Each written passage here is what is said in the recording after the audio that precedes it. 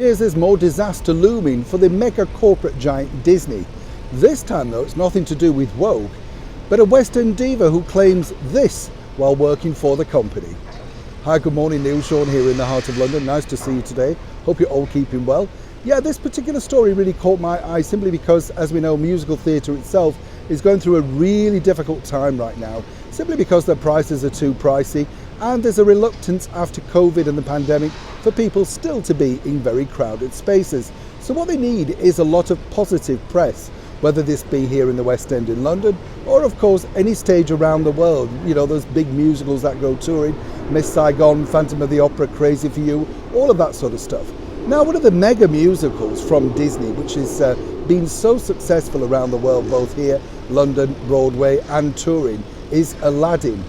It's one of those spectacular musicals that we all love, particularly for 2.5 hours where you can just forget your worries and enjoy the wonderful scenery, singing and of course storyline. But now a former star of that show, Jade Ewing, is planning to sue Disney for £200,000 because she says it damaged her vocal cords while appearing on stage nightly. Now, she played Princess Jasmine, but apparently because her co-star had a big bellowing voice, she had to strain to be heard. I often thought they used microphones, but could just be me. And now because of that, she said she's had, well, problems with her vocal cords, which have been ongoing for some time. What's more interesting, of course, is Jade was in the spotlight for a nanosecond while she was the ever-changing member of a girl group over here in the late 90s, early noughties called Sugababes. Had a couple of hits and then disappeared. So you would have thought she would have been very grateful to land a West End role. That aside, she's a very beautiful young lady with a wonderful voice.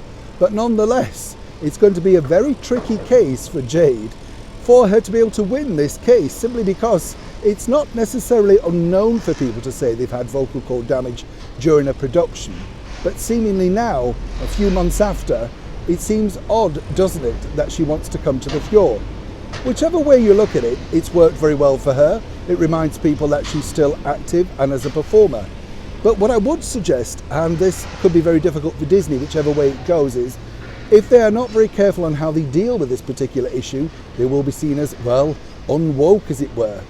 But if they do end up paying Miss Ewing all of that money, or even a fraction of the money, that could open the floodgates for many more cases like this, making even more damaging, well, comeback for the West End, Broadway and simply theatre all around the world.